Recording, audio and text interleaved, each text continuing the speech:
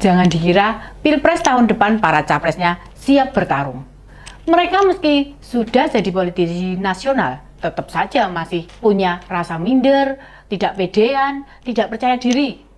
Terbukti hingga saat ini para pendukung capres Koalisi Indonesia Maju masih nyodor-nyodorkan Mas Gibran sebagai cawapresnya Pak Prabowo. Ini dia info terkini media.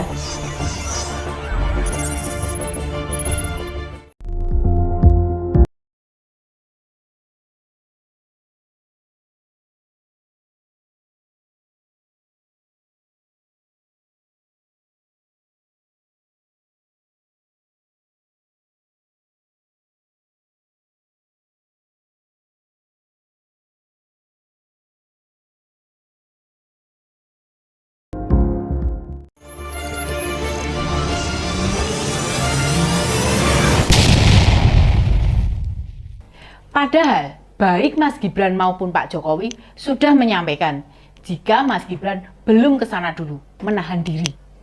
Mereka bukan keluarga yang penuh ambisi, yang diurus itu 270 juta nyawa loh, nggak sembarangan asal mau.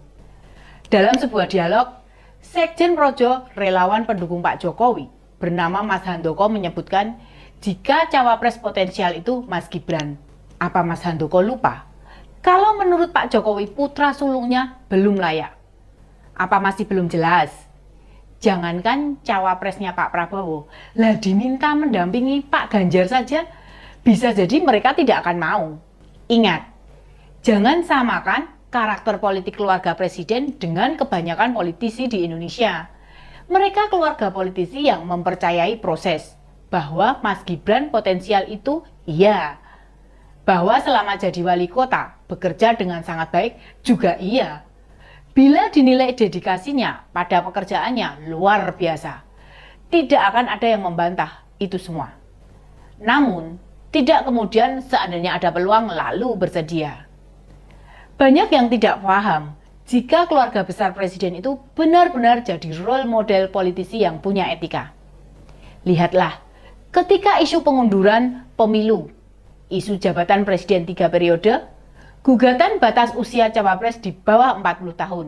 Apakah semua disambut baik oleh Pak Jokowi? Enggak. Kenapa begitu? Konstitusi tidak bisa asal diubah menurut kemauan penguasa. Itu sangat berbahaya. Pak Jokowi tahu betul bagaimana jadi rakyat kecil waktu Orde Baru berkuasa. Mereka seenaknya mengganti undang-undang demi kepentingan keluarga atau pengusaha-penguasa pendukung cendana. Kita bahkan tahu inisiasi Mopnas zaman Orde Baru penuh tipu daya. Mobil Korea dirakit di Indonesia, lalu ganti merek Timor dan Bimantara. Lalu disebutlah mobil nasional. Dan kedua pabrikan mobil Timur maupun Bimantara dipegang dua anak Pak Harto. Makanya, kalau banyak politisi berpikiran sepanjang membahagiakan Pak Jokowi, maka beliau akan setuju. Itu kesimpulan yang salah. Apakah Projo lupa?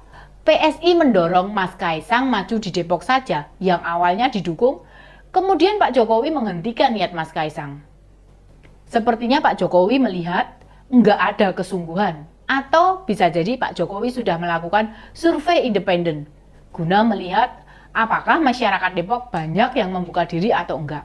Begitu hasilnya tidak positif, lantas niat Mas Kaisang dibatalkan. Padahal PSI sudah mendorong-dorong, memasang baliho, membentuk relawan, dan itu enggak jaminan Mas Kaisang tetap nekat berlayar di Depok. Pak Jokowi saja tetap bisa menilai dengan fair, anaknya beneran serius atau juga apakah masyarakat menerima Mas Kaisang atau belum. Lalu kenapa Projo masih terus-terusan mendorong Mas Gibran? Apakah mereka murni mendukung? Atau ada pihak lain yang sengaja memanfaatkan Projo menyandingkan dengan Pak Prabowo? Tidakkah ada orang-orang Gerindra yang bermain di sana? Kita tahu, di Gerindra ada Pak Fadlizon yang selama ini kritis pada Pak Jokowi. Namun kenapa semenjak Pak Prabowo menjabat Menhan, Pak Fadli seperti diam 1000 bahasa, termasuk soal isu Mas Gibran, cawapresnya Pak Prabowo. Termasuk relawannya Mas Gibran, yang tergabung di relawan Boloni Mase. Sekarang sudah nggak terdengar lagi suaranya. sudah tidak dorong-dorong Mas Gibran cawapres. Ingat, ini bukan berarti nggak setuju Mas Gibran cawapres, namun belum waktunya. Kita sudah tiba waktunya, kita tetap mendukung. Seringkali yang instan itu tidak baik. Misalnya makanan instan, seperti mie instan itu kalau terlalu sering dikonsumsi, kan tidak bagus juga. Apalagi bisa dewasa secara politik, tentu butuh proses panjang.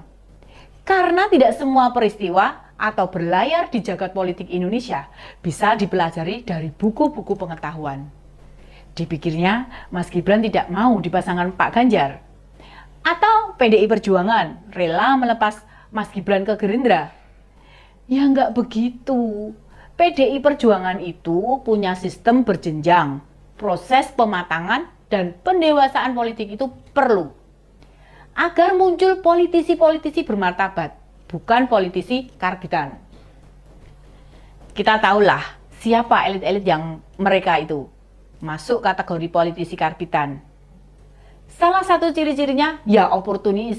Sepanjang sebuah keputusan menguntungkan dirinya, maka persetan dengan nasib orang lain. Tahu cerita pisahnya Pak Anies dengan Mas Ahaye toh?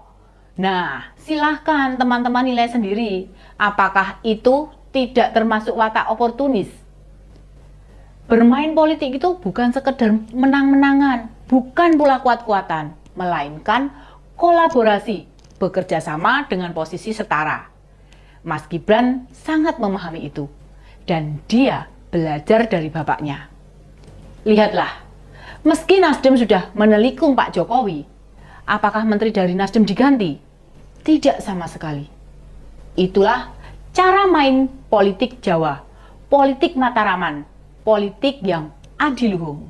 Berpolitik di Indonesia bukan sekedar berkuasa. Yang lebih penting, Pak Jokowi sudah mencontohkan bekerja dengan penuh untuk rakyatnya.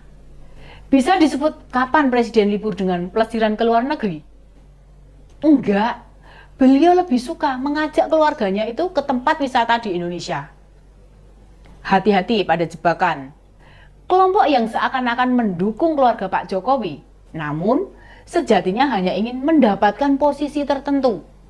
Kita harus bisa menilai, mereka murni berjuang untuk para politisi berkualitas, atau ada hidden agenda kepentingan tersembunyi yang diharapkan bisa mereka dapat.